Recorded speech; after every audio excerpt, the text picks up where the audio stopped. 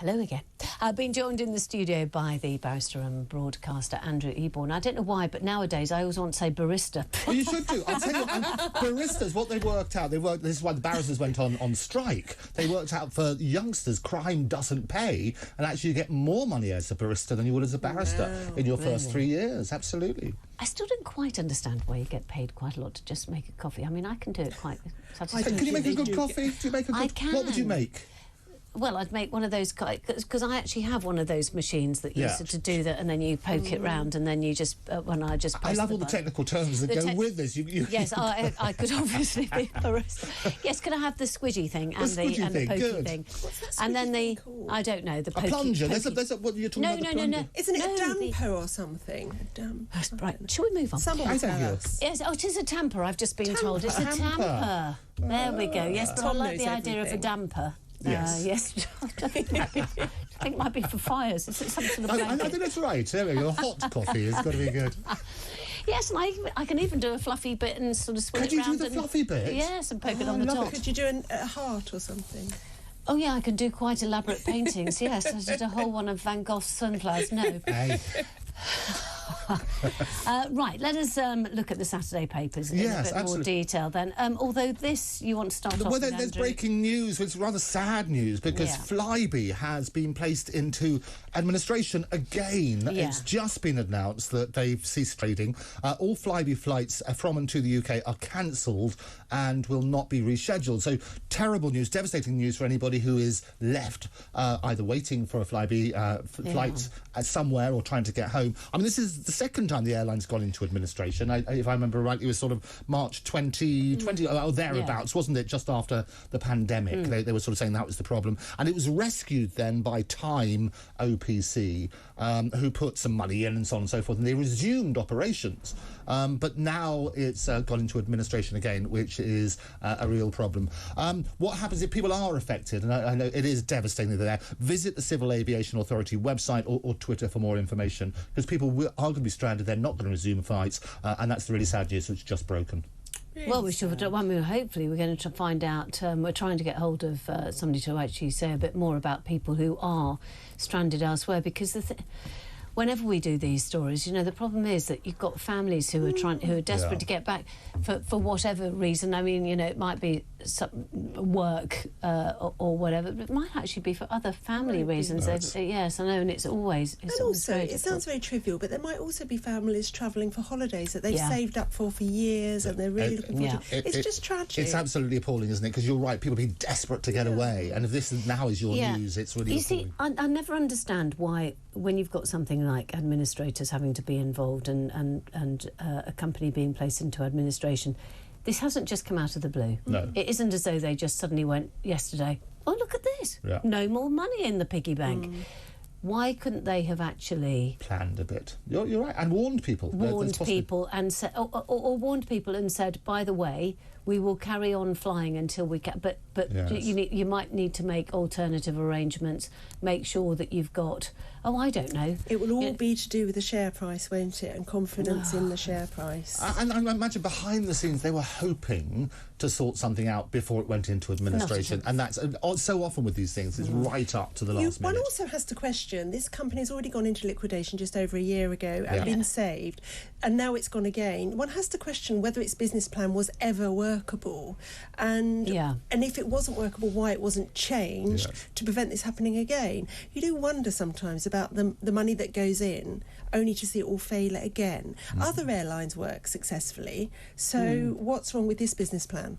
Yeah, good point. Well, as I said, we are going to hopefully talk to somebody about that a little bit later on. Yes. You want to contribute on the Chancellor's speech? Well, what's interesting about that, and what a lot of people haven't really commented so much on this, is that the original opening line that he came up with was actually written by chatbot.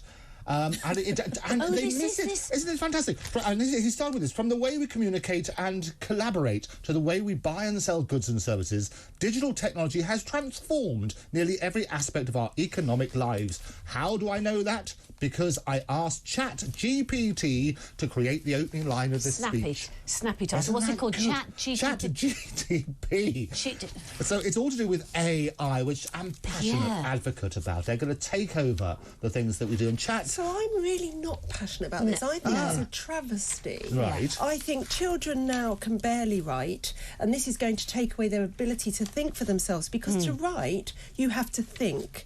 And I think this is going to destroy education. Well, you're not alone in saying that. Stephen Hawking said it's our greatest achievement, AI, but it's also our greatest existential threat. And you look at that sort of stuff. And what's really fascinating, though, in terms of how it's advanced, it's passed 4 courses in Minnesota, 95 multiple-choice questions. It got a C+ in the law bar exam, so it could become a lawyer. It's also took a business management course. Not a very good lawyer, because it was a C+. A C+. I was going to say... I'd have been chuffed with that. But they tried, they were going to do it. What's interesting, they were hoping to do the very first case in America where they would have an AI bot basically representing them in court. And you were going to have one of these Google Glass things, and it would whisper how to respond to the judge. But they were saying that was contempt of court and you need permission and so on and so forth. So it hasn't been allowed. But AI is the future. If you can imagine every doctor's surgery around the world having access to the greatest research and being able to get early diagnosis and so on. So you as a doctor might appreciate that sort of side, the positive side of it. What's interesting, though, it doesn't think. And lots of people at the moment, so it's not sentient in that sort of way.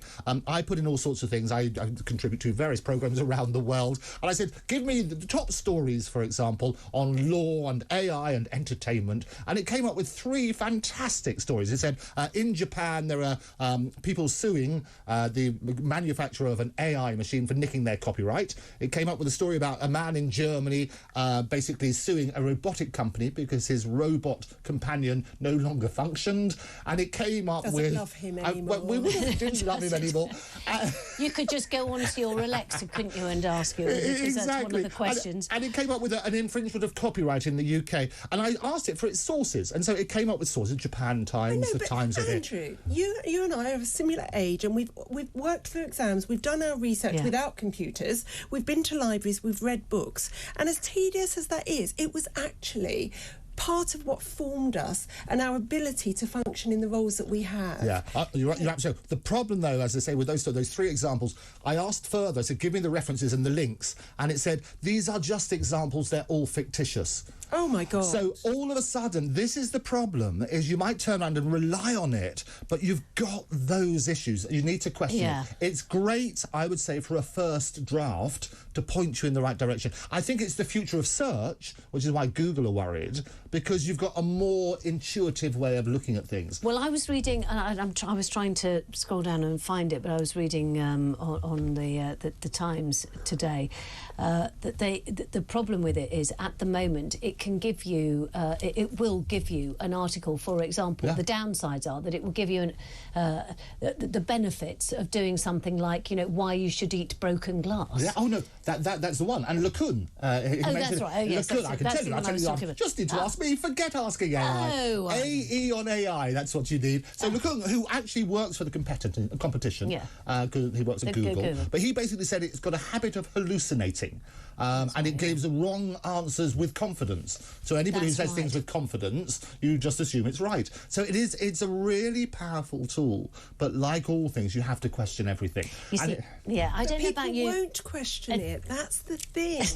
People exactly. love to be took the words out of my mouth. Yeah, we know this, don't we? We know this from Twitter. People are constantly spouting stuff that they haven't actually read. Yeah. Yes. They've just read a headline, and I quite often go back and say, have you actually read that article? Yeah. So this is the problem. And I actually think, where are we going to go with this? What will humans do? Well, that's the thing when we look at, and one of the things that Jeremy mentions in his wonderful speech is about employment. Well, these bots are going to be taking over all sorts of jobs, so you've got to look at where we might be able to find those new jobs. But and you're right. Some of them, and some of the jobs, you think, actually, maybe, for example, surgery. Yes. You have it done by a robot, but other things, perhaps not. And also, you do worry about where the truth gets buried, because there was a big spat recently about heart issues to do with COVID, and there was this sort of lots of people saying, oh, look, it's all these heart problems, people who've died because they've had injections.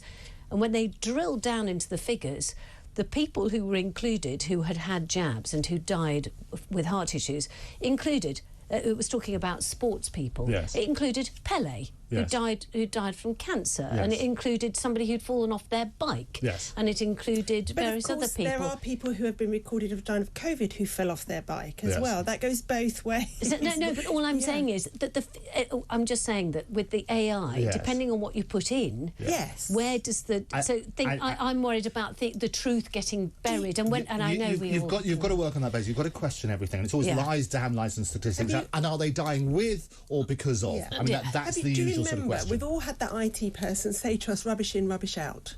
Yeah, and absolutely. That's what it is. It's whatever is going in. Oh, I see what you mean. Rubbish comes in, rubbish goes in, rubbish goes out. I also worry about when you sort of start taking all these things on, and AI, and then into the robots and all the rest of it, and you worry about despots and mad people just kind of taking control, and I think that's where I go. It is Ex Machina and it's HAL, isn't it, in Space Odyssey? It's that scary stuff about the machine. But I can tell you, for anybody who hasn't seen it, that's Space Odyssey. Yes, it's a great future, but you need to be able to harness it, understand its limitations, and I think the world is your lobster. I'm scared. Oh, yes, exactly. Lobsters in, lobsters out. I'd buy that one. And also, you were saying, though, about the fact that, you wonder about teachers, for example, having to mark things. I mean, hold on a second, this child in front of me has written this. Have you, though? Yes. Yeah. Exactly. And they haven't. It's already an issue. It's been banned, for example, in New York and Seattle.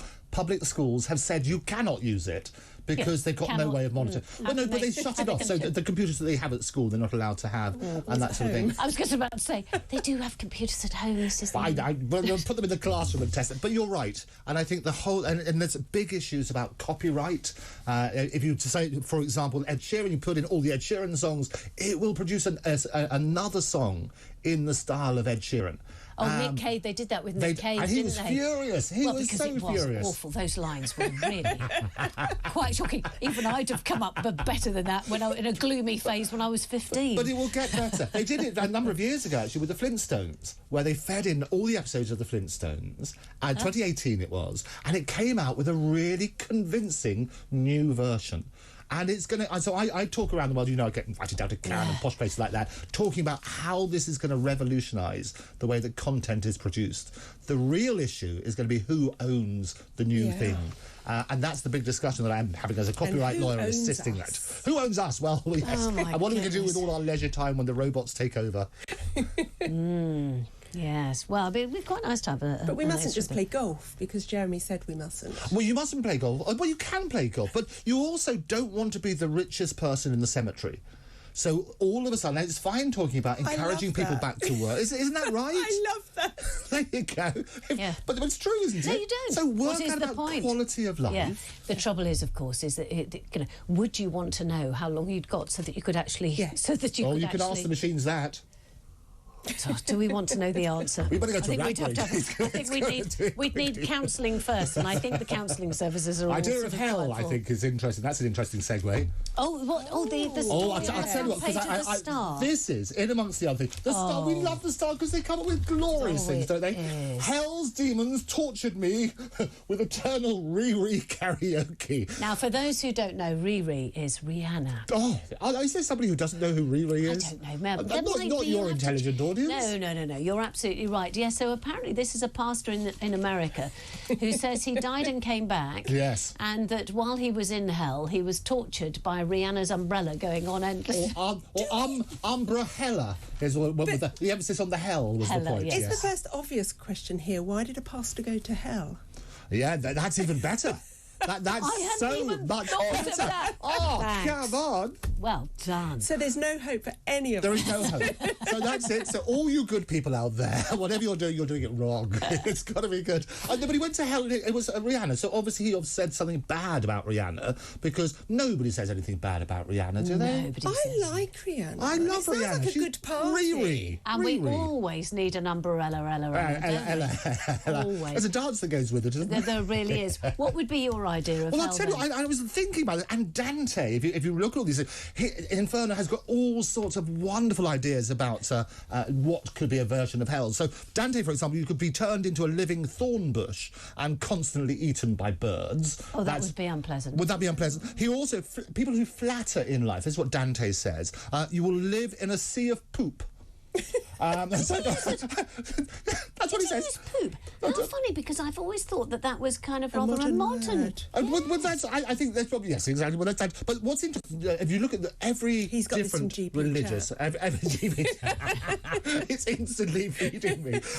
Taoism, for example, they do fun houses. They have 19 different levels, which have varying degrees of mutilation. You get thrown off a cliff and you land on a sea of knives, or you get dismembered or crushed by a giant rocks or things like that. And that's also followed through in various other religions. So Hindus, for example, their idea of hell, to combine it, they have 23 levels, so a few extra on the other ones. And basically, they have one of them is constant diarrhea.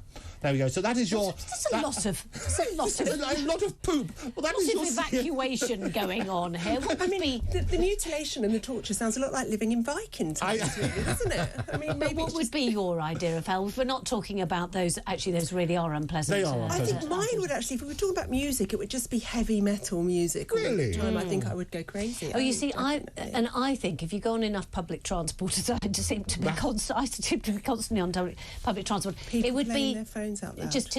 Oh no, that's irritating. But actually, the tinny's leakage. Oh yes. Sorry, talking about leakage and seepage. The tinny leakage from somebody's headphones. It is annoying. It is just because at least if you can hear a sound, you can kind of buy into it. But No, I can't. I am absolutely outraged by people playing their phones or letting their children watch Peppa Pig in a restaurant. Oh, don't you like Peppa Pig in a restaurant? Headphones. Well, you can watch the movie and eat the dessert. I will sometimes actually speak up and ask them to put some headphones on. So I think I'd rather the tinny sound. I'll tell you the worst thing as well. You love your opera. I don't do. You? I You do too. I went to a glorious opera and I sat next in a wonderful place. I won't name what it was. It was a wonderful place. And I sat next to somebody who not only sang along, but they came along. They came along with a picnic. In fact, they said they had a yogurt, but they didn't have a spoon, so they were eating all of this during this glorious opera, which has to be your idea of hell. I would have thought. No. Well, do you know what? I actually went to. I was at the Sydney Opera House. Yes. As one is, darling. As one is. It was you I sat next to. Yes, it was me. And I went to 3 different operas, and each time I had somebody who was irritating sitting next to me. One time it was a guy who was humming along to Mozart's Marriage of Figaro, that sort of thing. Then there was somebody who, as you say, was eating. Yes. And then there was somebody they didn't think it was a problem actually chatting during it, as though this was just sort of some, it's a dinner party. So I actually went to Verona to watch the outdoor opera. Look at us all. We're just so flipping cultured around here. And I don't know if it's tourists or whether it's Italians. Yes. Just chatting. Or Italian tourists. Could be both. Oh, the Italians are famous for it. Actually, I'm going to ask you, the lovely viewer. Hello, viewer. Hello, viewer. Hello. What's your idea of hell? Right. Okay. You know all the details. You know how to get in touch. So the usual numbers apply. Where is it? Well, I did have the numbers earlier on, but anyway, I'm sure you know what they are. Oh, it's just right there. Look, 0344 499 1000, or it's talk plus your message to 87222. Very good, you see. I know. It's like I can read out loud and everything. Hey. But yes, the Italians, in fact, were famous for it. And if you go back, when opera first started, or when it's reputed to with Monteverdi, and then on it went. But people did chat, and it's why, for example, Handel operas, they repeat it all the time. The awful inevitability, the Da Capo aria. I'm sure that's just gone over a lot of people's heads. Unless you're an opera fan, it means that they keep on repeating it from the top and repeating it from the top, and that was because people were chatting and walking about and constantly and having a sort of. I think that probably is then the element, isn't it, for most people? The idea of hell is to take your real pleasure and getting somebody to destroy it in some way. Yeah, I think for a lot of people, they'd like to actually end this conversation about opera because they're just going enough now. Let's talk about really yoga. Bored. Yoga's good. We've got some videos on yoga. No, people like talking about things like football. They do, don't they? Absolutely. Yeah. Apparently there was a big upset, Manchester City versus Arsenal. There's another segment on that. There's a whole segment. We can talk about that. We can talk about anything, I think. We can roam over it. I know we are going to take a break in just a minute, but I do want to talk very briefly about it's on the front page of the Mirror. Yes. The world's 5 biggest oil firms set to announce combined profits of 160 billion. This, of course, at a time when inflation is... I don't know about you, but every time I go to the shops, I come away with my items and I think, have I left something there? Yeah. The prices are just ridiculous. I mean, people are, obviously people are going cold in this recent cold snap because of the fact they can't afford it. When you look at this, you do kind of go, maybe we didn't do enough of a windfall tax here. Well, but the bizarre thing is that if the government took down the price of petrol by 20 pence, that would actually take about 1.5 points off of inflation. Now, when you bear in mind what Jeremy Hunt said yesterday, that inflation must be the target, it seems very bizarre that they're not going for the very easy win. But we are just whipping the oil companies constantly, like this, like the front page on the Mirror. The prophets of gloom, as they say. And it's that horrible juxtaposition where people have to make the choice between heating or eating. Yeah. And then you read headlines like this saying 160 billion. And I think they've got another... Ross the Comeback, is that what you're talking about? No, it's not Ross the Comeback. I thought sure it was on page 3. Have you not just ripped out that's even worse than the oil companies. That isn't what was on page 3 of my Mirror. Wonderful. They're wonderful. Oh, right. When will they be famous again, is what they were going to say. There you go. It is obscene. But is it? You've also got to look at the balance. And whilst I appreciate windfall tax and so on and so forth, we want to, and this is what Jeremy was also saying in his thing, to encourage business. So at the same time, profit is not bad. Profit is not bad, but excessive profit, which seems to be off our backs, does but on that note, I actually agree, and I actually think there are lots of companies who should be actually having a windfall tax, just a one-off. For example, every single company that made money from COVID, because we are now paying for COVID, we've got Pfizer making £32 billion profit per quarter on the back of just that vaccine. We've got all of the PPE companies, all of the testing companies. What about those companies that provided PPE, which actually was just rubbish? Fraudulent and rubbish and that sort of stuff. Yeah, absolutely. Look at that. We should absolutely shine a spotlight on those. Yeah, and we should actually, if we're going to do windfall taxes, because either you are or not for it, we should apply it to anybody that profited from the mess that we're now in and paying for. But only the bad ones, though. And then you look at that. Profited, as opposed to profited. Yes. Profited. So profit is good because you want to encourage enterprise and business. Yes. But bad profit in a bad way is bad, and we should look at it. Sounds like Animal Farm, doesn't it? Bad. 4 legs good. 2 legs better. Take yourself to the knacker's yard. Absolutely. Peppa Pig on your video. We're back to Peppa Pig again. Oh, we love Peppa Pig. That's a wonderful segment. And just a reminder, if you would like to let us know your idea of help, please do contribute. Oh, look, the number is 0344 499 1000 or talk plus message to 87222. There we go. Take a break.